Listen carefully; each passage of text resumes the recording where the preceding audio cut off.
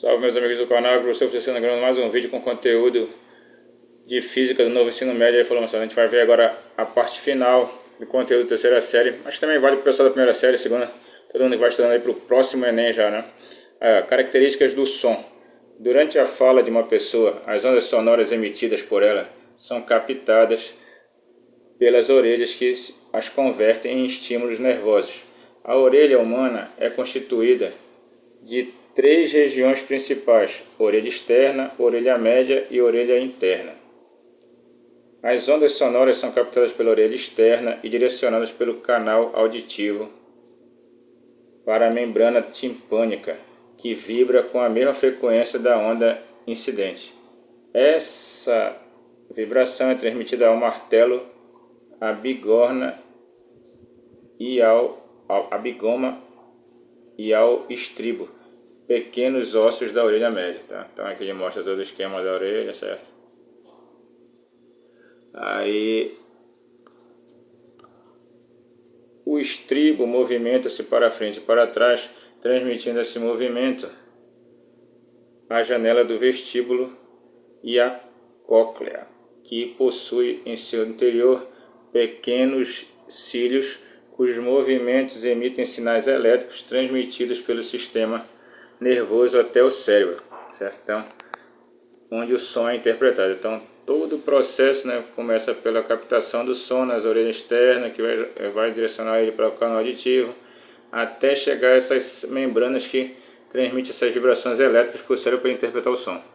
A forma com que o corpo humano recebe e interpreta o som também depende das características das ondas sonoras, como você já deve ter percebido. A frequência das fontes emissoras faz com que diferentes vibrações estimulem o sistema auditivo, e essas vibrações estão relacionadas à altura, ao timbre e à intensidade das ondas. Então, vamos falar aqui primeiro o que é a altura. A altura qualifica os sons em graves ou agudos. Apesar do costume de relacionarmos erroneamente a altura de um som ao seu volume, som baixo é o que possui frequência baixa, o que caracteriza um som mais grave, como o emitido por um contrabaixo. Então aqui tem uma onda de um contrabaixo, né? Um som grave, tem uma frequência maior, uma frequência menor, desculpe, um comprimento de onda maior. Já o som alto possui alta frequência, o que caracteriza um som mais agudo, como o emitido por uma guitarra elétrica. Veja a comparação de duas ondas sonoras emitidas por um contrabaixo e uma guitarra para um intervalo de 0,1 segundo. Então aí, a do contrabaixo tem uma frequência menor, né? Já a da guitarra tem uma frequência maior. Aqui nós temos um som grave e aqui um som agudo, beleza? Sons de mesma altura, ou seja, a mesma frequência, podem ser emitidos por fontes sonoras distintas, como uma flauta e um violino.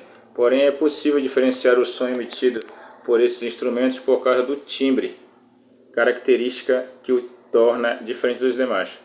Na maioria dos sons musicais, a frequência resulta de uma composição de sons com frequências diferentes, chamadas componentes. A variedade desses componentes e suas intensidades relativas define o timbre do instrumento, ou seja, seu som característico. Então aqui a gente tem o timbre, uma nota musical de uma flauta, e aqui embaixo a nota de um violino, certo? Tocando a mesma nota, só que como a gente vê aqui, as formas das ondas são diferentes porque eles são timbres diferentes. Assim, uma mesma nota musical emitida por instrumentos diferentes possuirá timbres característicos, pois como cada onda terá sua própria composição, o formato da onda resultante será distinto, beleza? Aí, a intensidade é a qualidade que permite diferenciar um som forte de um som fraco. Ela representa a energia transportada pela onda sonora desde sua fonte e pode ser intensificada ou aumentar a amplitude de vibração da fonte sonora.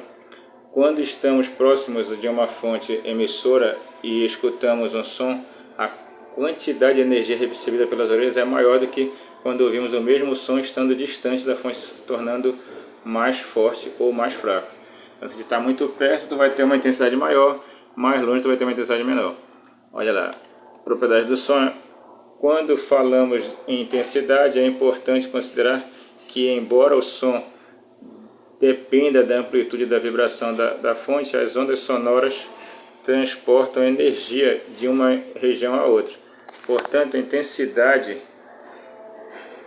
que a gente chama de I, de uma onda sonora está relacionada com a energia E transportada pela onda por uma superfície a cada intervalo de tempo ΔT. Ou seja, esta está relacionada com a potência P de transferência de energia por área, onde o som se propaga. Então, a intensidade é a energia dividida pelo tempo, vezes a área, como energia por tempo é a potência, então a gente descobre que a intensidade é a potência sobre a área, certo? Essa intensidade é medida em decibéis, né? No sistema internacional, potência é expressa em watt, área é expressa em metros quadrados e a intensidade é expressa em watts por metro quadrado. Assim, quanto mais distante da fonte emissora, menor a intensidade da onda sonora, pois maior é a sua área de propagação. Então, quanto maior a área de propagação, menor a intensidade, né? Se tu está num lugar fechado, o som fica mais intenso.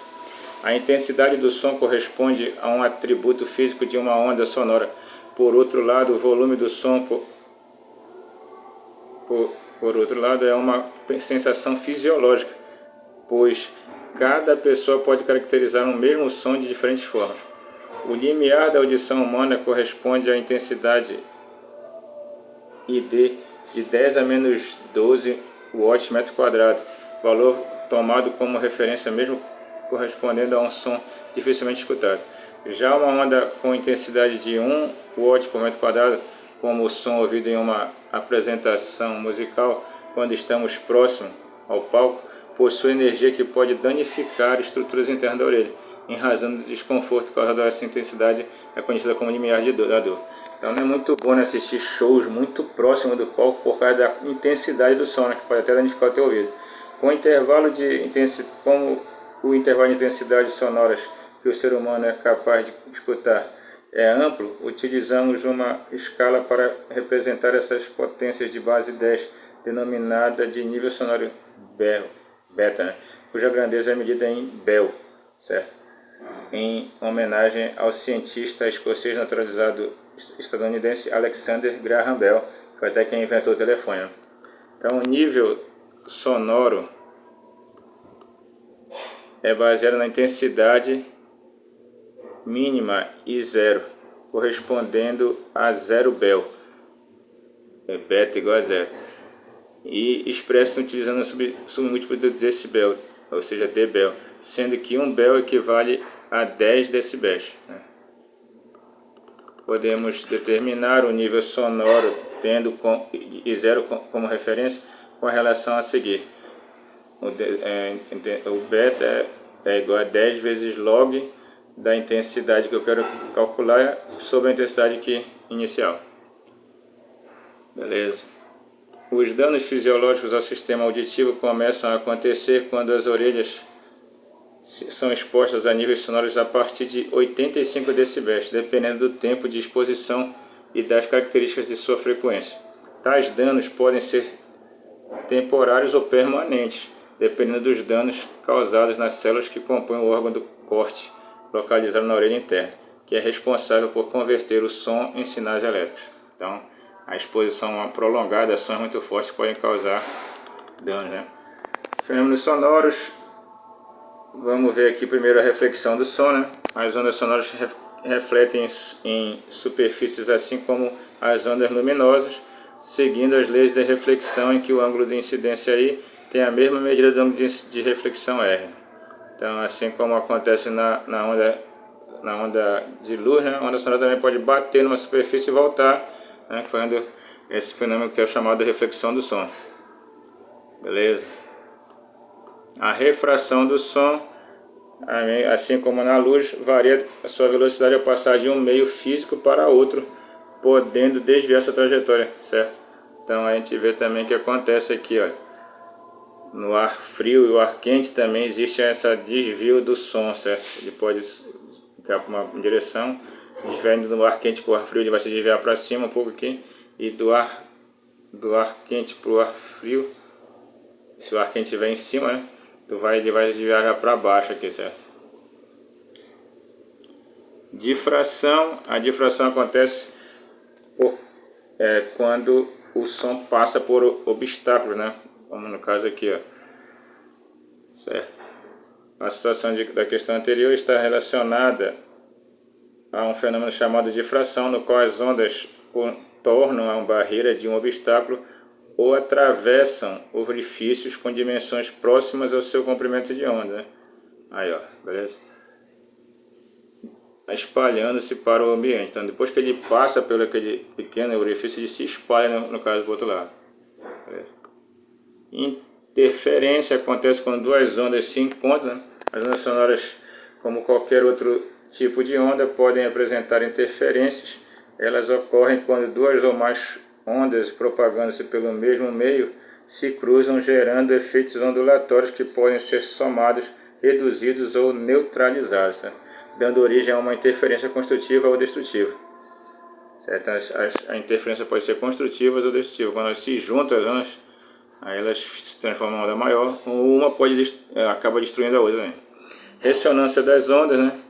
Olha aqui, a ressonância pode até gerar aqui uma destruição, como foi o caso aqui, ó. Frequências na ocasião, a frequência dos ventos no local era igual a uma das frequências naturais da ponte, fazendo a ponte oscilar em máxima amplitude. Então teve uma frequência do vento semelhante à frequência da ponte, acabou com que a ponte oscilasse tanto e acabou vindo a quebrar, certo? E por último aqui o efeito Doppler, certo, pessoal? Sabemos que a frequência de uma onda não se altera, pois está diretamente associada à fonte emissora, não importa por qual fenômeno ondulatório a onda passa. Esse efeito pode ser percebido em situações que apresentam fontes que emitem ondas sonoras em todas as direções.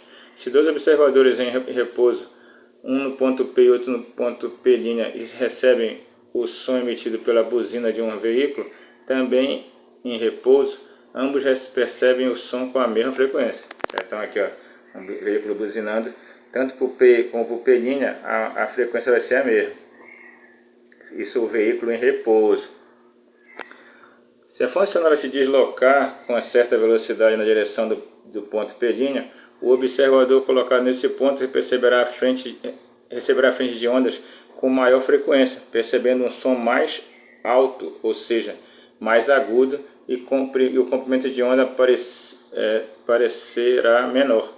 Já o observador do ponto P receberá frentes de onda com uma frequência menor, percebendo um som mais baixo, ou seja, mais grave, e o comprimento de onda parecerá maior. Então, para quem está na frente, né, que está recebendo na direção em que a fonte está se deslocando, as ondas vão ficando cada vez mais curtas aqui e, consequentemente, o som vai ser mais agudo. Já para quem está atrás, de onde a fonte está se afastando, já recebe sons com frequência mais longa, né, ondas mais longas, com frequência menor, né, e um som mais grave. Beleza? Aí ele mostra que existem várias aplicações de efeito Doppler. Alguns aparelhos de ultrassonografia utilizam o efeito Doppler para analisar o fluxo sanguíneo no interior dos vasos. O aparelho emite um ultrassom que é refletido pelas células do sangue, principalmente as hemácias, e analisa as ondas refletidas, certo? Aí ela é muito utilizada para saber aí sobre contusões ou sobre alguma situação em órgãos internos da pessoa. Falou, meus amigos, por aqui a gente vai encerrando nosso conteúdo anual. Falou, espero que tenha sido útil para vocês e a gente se vê na próxima. Falou, fiquem com Deus, Senhor. Valeu, um abração, moçada, sucesso aí.